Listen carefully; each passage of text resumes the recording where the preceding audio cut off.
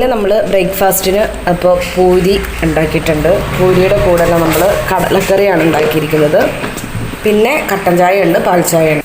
നമ്മൾ വെള്ളക്കടലയാണ് കറി വച്ചിരിക്കുന്നത്. അപ്പോൾ വെള്ളക്കടല ഇതായിരുന്നു രാവിലത്തെ ബ്രേക്ക്ഫാസ്റ്റിനുള്ളത്. ഉച്ചക്കത്തേക്ക് നമ്മൾ എണ്ണ അടുപ്പത്ത് വെച്ച് അതിലേക്ക് കറിവേപ്പില ഇട്ട് അയിലമീൻ ഫ്രൈ ചെയ്യുന്നുണ്ട്. അതാണ് ഉച്ചയ്ക്ക് ഫ്രൈ ആയിട്ടുള്ളത്. ചോറിൻ്റെ കൂടെയുള്ള ഒരു റെസിപ്പി എന്ന് പറയുന്നത് നമ്മുടെ സാദാ അയിലമീൻ ഫ്രൈ ആണ് കേട്ടോ. പിന്നെ ഇത് ചിരക്കയാണ്. ഉച്ചയ്ക്ക് ചിരക്ക താളിപ്പ് ഉണ്ടാക്കാമെന്ന് വിചാരിച്ച് ചിരക്ക കൂടി എടുത്തിട്ടുണ്ട്. അപ്പോൾ നമ്മൾ ചിരക്ക അരിഞ്ഞെടുക്കുന്നുണ്ട്. ചിരക്ക അരിഞ്ഞെടുക്കുന്ന ഈ ഒരു മെത്തേഡിലാണ് കേട്ടോ. അപ്പോൾ കുരുവൊന്നും കളയണ്ട, കാരണം ഓവർ മൂപ്പായ ചിരക്കയല്ലേ ഇത്. ഇതുണ്ടോ, ഇങ്ങനെ ജസ്റ്റ് ഒരു ഇതുള്ളൂ. അതുകൊണ്ട് ഇതിൻ്റെ കുരുവൊന്നും കളയേണ്ട കാര്യമില്ല. ഇതുപോലെ തന്നെ നമുക്ക് കുരു കൂടി എടുത്ത് താളിക്കാമെന്ന് വിചാരിച്ച് നമ്മൾ മാറ്റിയിട്ടുണ്ട്. തേങ്ങ അരച്ച് കറി വയ്ക്കാമെന്നാണ് വിചാരിക്കുന്നത്. അപ്പോൾ ആ ഒരു രീതിയിലാക്കാൻ വിചാരിക്കുന്നു. ഇതൊരു നല്ല ഐറ്റം കേട്ടോ. ഓൾറെഡി നമ്മുടെ വീട്ടിലെ പണ്ടൊക്കെ പറമ്പിലൊക്കെ ഉണ്ടായിരുന്നു. പിന്നെ അത് പയ്യെ കാലഹരണപ്പെട്ടു പോയി. അങ്ങനെ അത് പോവുകയാണ് ചെയ്തത്. പിന്നീട് അതിൻ്റെ തൈയൊന്നും കൊണ്ടൊന്ന് കുഴിച്ചിട്ടിട്ടില്ല കേട്ടോ.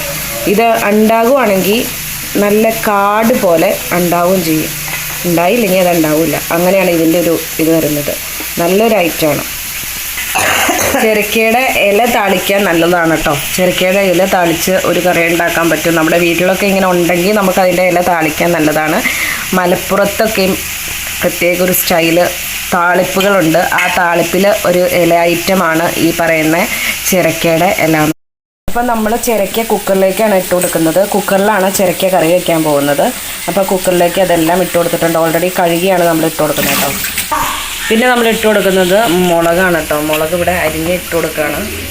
നമ്മൾ ആവശ്യത്തിനുള്ള വെള്ളവും ചേർത്ത് കൊടുത്തു, അതിൻ്റെ കൂടെ ഉപ്പും ചേർത്ത് കൊടുത്തു. അപ്പം നമ്മൾ കുക്കറിലേക്ക് വെച്ചിട്ടുണ്ട്. ഇനി ഇത് നമുക്ക് വെന്ത് കിട്ടണം. 2 വിസിലടിച്ചാൽ തന്നെ നമുക്കിത് വെന്ത് കിട്ടും. അപ്പോൾ അങ്ങനെ നമ്മൾ വിസിലടിച്ച് വേവിച്ചെടുക്കുക. അപ്പോൾ അങ്ങനെ നമ്മൾ മീൻ ഫ്രൈ ചെയ്ത് കഴിഞ്ഞിട്ടുണ്ട്. ഓൾമോസ്റ്റ് നമ്മൾ ചെയ്യുന്ന എല്ലാവരും ചെയ്യുന്ന അതേ മെത്തേഡിലാണ് ചെയ്തിരിക്കുന്നത്. ഉപ്പും മുളകും മഞ്ഞൾപ്പൊടിയും ചേർത്ത് നമ്മൾ മീന് മുളക് തിരുമ്മി അതിന് ശേഷം ചട്ടിയിലിട്ടു, അപ്പുറം ഇപ്പുറം മറിച്ച് വേവിച്ചെടുത്തു. ഇത്രയാണ് ഇതിൻ്റെ റെസിപ്പി എന്ന് പറയുന്നത്. അതാണ് ഞാൻ കൂടുതൽ കാണിക്കാതിരുന്നത്. അപ്പോൾ മീൻ വറുക്കൽ കഴിഞ്ഞിട്ടുണ്ട്. ഇനി നമ്മുടെ ചിരക്ക കറിയും കൂടി ആയിക്കഴിഞ്ഞാൽ ഇന്നത്തെ കാര്യം ഏകദേശം ഉച്ചയ്ക്കിട്ടോ. അപ്പം നമ്മുടെ കുക്കറിൽ നമ്മുടെ കറി വെന്തിട്ടുണ്ട്. അതായത് വെള്ളരിക്ക വെന്തിട്ടുണ്ട്, ചിരക്ക വെന്തിട്ടുണ്ട്. അപ്പോൾ നമ്മൾ അതിലേക്ക് തേങ്ങ അരച്ച് ഊറ്റുവാണ്. തേങ്ങയിൽ നമ്മൾ വെളുത്തുള്ളിയും ഉള്ളിയും ചേർത്തിട്ടുണ്ട്. അപ്പോൾ അങ്ങനെ നമ്മൾ തേങ്ങ അരച്ച് ഊറ്റിയിട്ടുണ്ട്. നല്ല ടേസ്റ്റി ആൻഡ് ഹെൽത്തി ആയിട്ടുള്ളൊരു കറിയാണ്. നമ്മൾ അന്നേരം ആ ഒരു ചിരക്കയൊക്കെ നന്നായി വെന്തിട്ടുണ്ട് കേട്ടോ.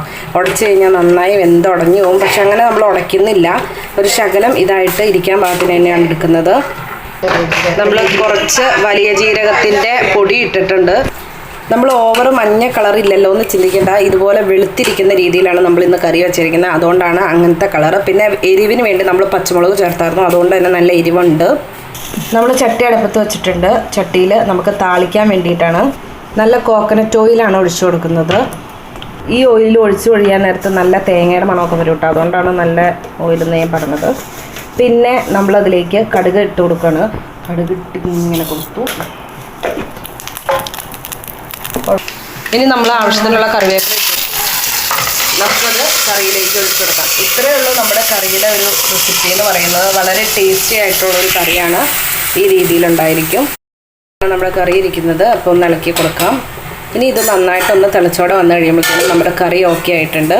നല്ല ടേസ്റ്റി ആയിട്ടുള്ളൊരു കറിയാണ്. എല്ലാവരും ട്രൈ ചെയ്ത് നോക്കണം കേട്ടോ. ഇത് ഇവിടെ തിളച്ചുകൊണ്ടിരിക്കുകയാണ്. അപ്പോൾ നല്ല ടേസ്റ്റി ആയ ഒരു കറിയുടെ റെസിപ്പിയാണെന്ന് ഓൾറെഡി ഞാൻ പറഞ്ഞു കഴിഞ്ഞു. എല്ലാവരും ട്രൈ ചെയ്ത് നോക്കണം. അതുപോലെ എൻ്റെ വീഡിയോ ആദ്യമായി കാണുന്ന കൂട്ടുകാരാരെങ്കിലും സബ്സ്ക്രൈബ് ചെയ്യാതെയാണ് കാണുന്നതെങ്കിൽ സബ്സ്ക്രൈബ് ചെയ്യാൻ വിട്ടു പോകുന്നുണ്ട്. തൊട്ടടുത്തുള്ള ആ ബെൽ ബട്ടൺ കൂടി അമർത്തി കഴിഞ്ഞാൽ എല്ലാ വീഡിയോസിൻ്റെ നോട്ടിഫിക്കേഷൻ അപ്പോൾ കിട്ടുന്നതായിരിക്കും. ഇഷ്ടപ്പെട്ട് കഴിഞ്ഞാൽ ലൈക്ക് ചെയ്യാനും ഷെയർ ചെയ്യാനും കമൻറ്റ് ചെയ്യാനും ഒന്നും ആരും വിട്ടു പോകണ്ട കേട്ടോ. അപ്പോൾ എല്ലാവരും നന്നായിരിക്കട്ടെ എന്ന പ്രാർത്ഥനയോടെ നല്ലൊരു കൊച്ചു വീഡിയോയുമായി വരുന്നവരെ താങ്ക് യു ഫോർ വാച്ചിങ്.